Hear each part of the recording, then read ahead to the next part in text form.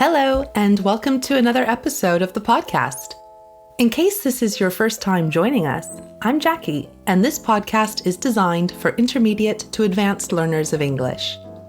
I've just come back from a ski trip to the Swiss Alps, and now it seems like I have nothing but snow, mountains, and ski poles on my mind.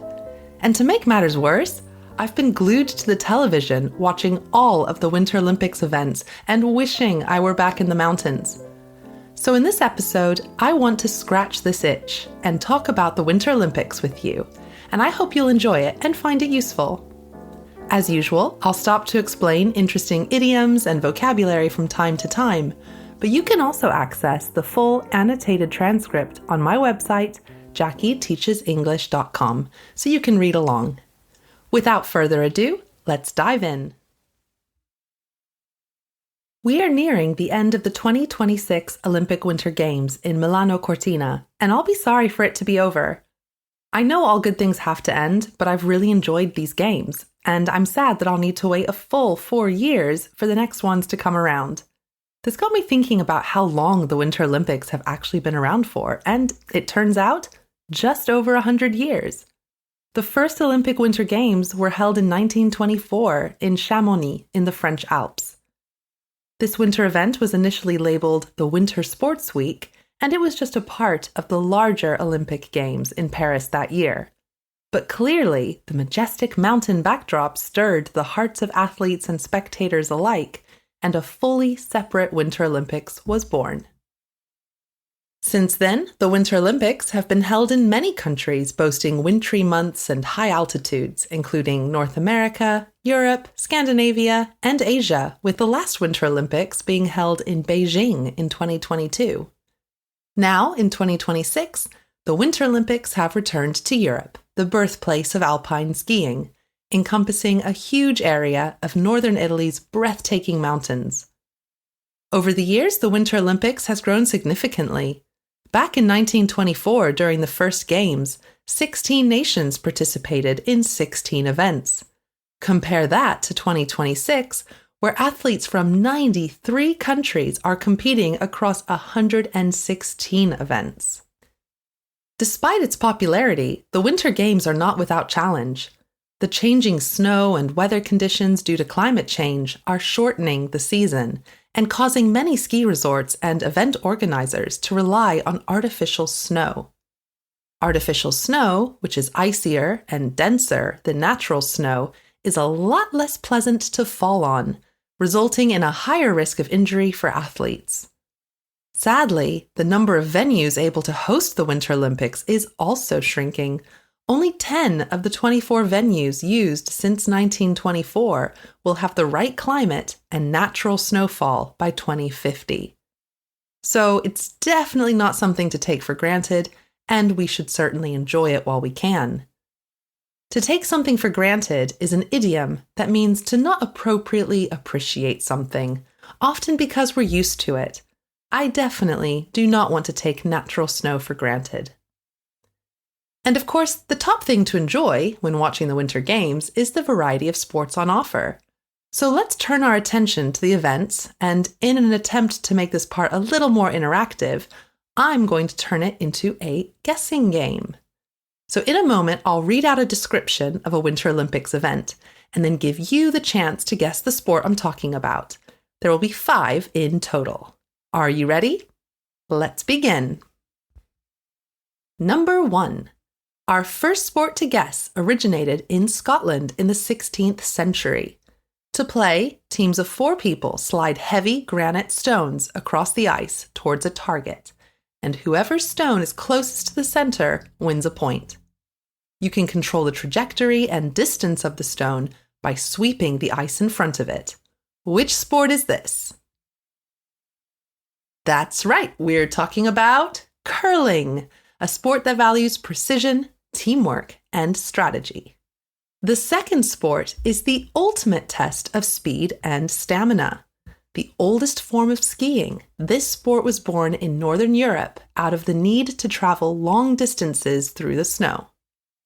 There are many different events and distances in this sport, but athletes race on flat surfaces, uphill and downhill. What sport have I described? You're correct if you said cross-country skiing. This sport really tests athletes' mettle.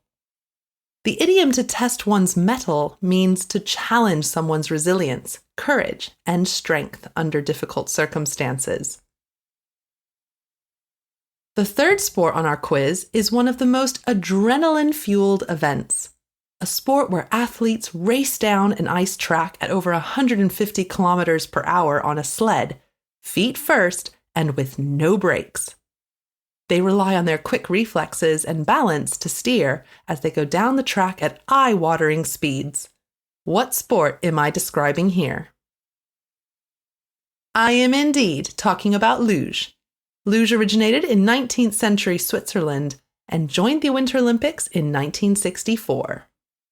And here is number 4. This sport combines elegance, grace, precision, and incredible skill and is one of the most popular events of the Winter Games.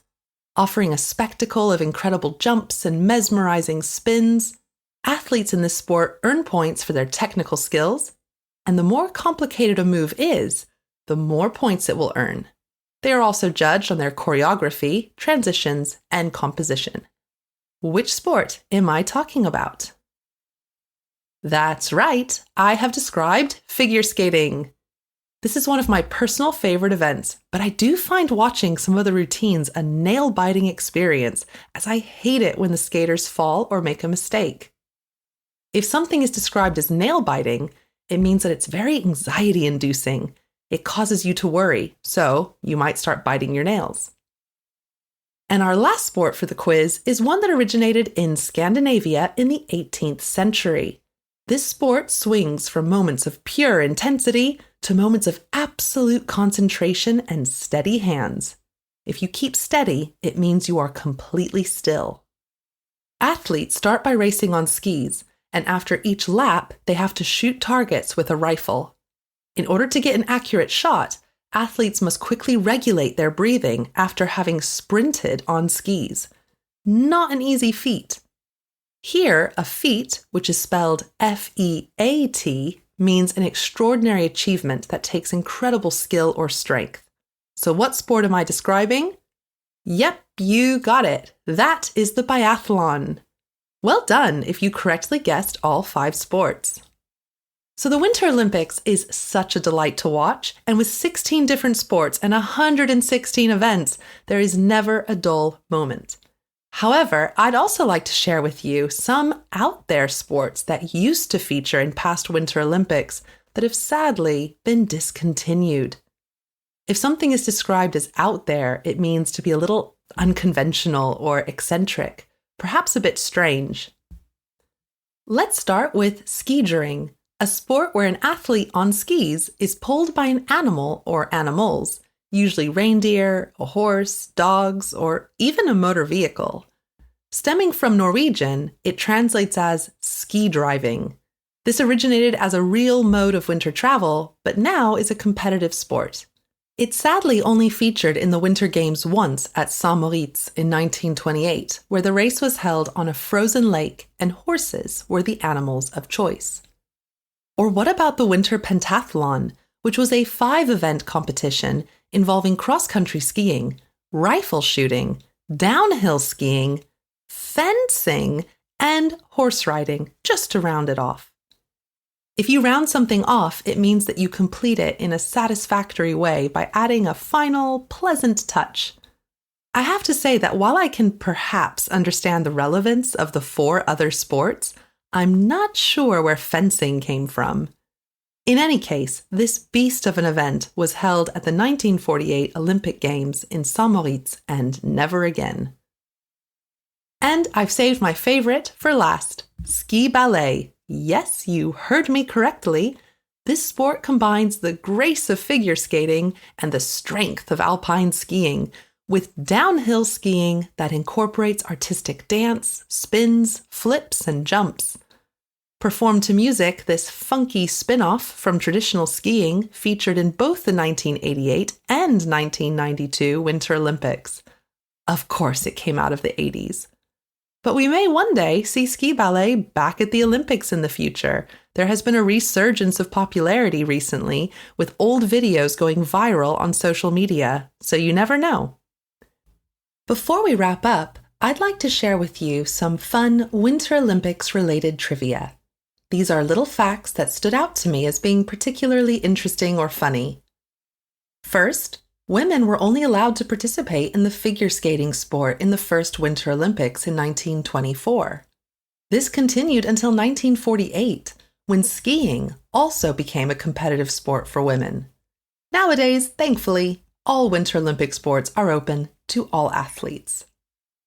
And here's a fun fact. In 1964, the Winter Olympics were set to take place in Innsbruck, Austria. But as the event approached, there simply wasn't enough snow. The solution? The Austrian army went out into the mountains and brought back 38,200 cubic meters of snow. Now, if you're like me, that number sounds big, but doesn't mean that much. To help you visualize how much snow we're talking about, that much snow would require approximately 420 lorries to transport it. On top of that, they brought 20,000 blocks of ice down from the mountain as well, so they could make frozen margaritas for days. Or that's just how I would want to use it. And in case you were wondering which Olympian has won the most medals in the Winter Olympics, that title goes to Marit Bjørgen from Norway. A cross-country skier, Marit won 15 medals in total, including the 3 that she won at the 2014 Winter Olympics. But just this year, we have a new record for the most gold medals ever won. Johannes Hosflot Klæbo, also from Norway, has won 10 gold medals. These Norwegians do not mess around. And finally, I leave you with talk of success. Which country has been the most successful throughout the history of the Winter Olympics? Well, given the records I discussed just now, it's probably no surprise that Norway is in the lead. Not counting the current Olympics that are still going on, Norway has won 148 gold medals, 134 silver, and 124 bronze. And they are not doing bad at all this year either, breaking their own previous record and winning 17 gold medals in a single Olympics. However, as an American, I feel it necessary to point out that the United States has one distinction from the rest. It is the only country to have won a gold medal at every Winter Olympic Games. Not too shabby. The phrase "not too shabby" is a common and colloquial way of saying not too bad, an understated way of saying that something's actually quite good or impressive. So there you have it. Thank you for indulging me and listening along as I shared all that I learned about the Winter Olympics. That has certainly helped me to get over my post-vacation blues, and I hope that you found it a useful listening activity and learned some interesting vocabulary or phrases. Remember that you can find more resources for advanced learners and information about my lessons and online book club on my website, JackieTeachesEnglish.com. And as always, if you did enjoy this episode, please consider leaving me a review on your podcast app. This really helps me reach other advanced learners like yourself. Finally, wherever you are in the world, I hope you have a wonderful rest of your day, and I will see you next time. Take care. Bye.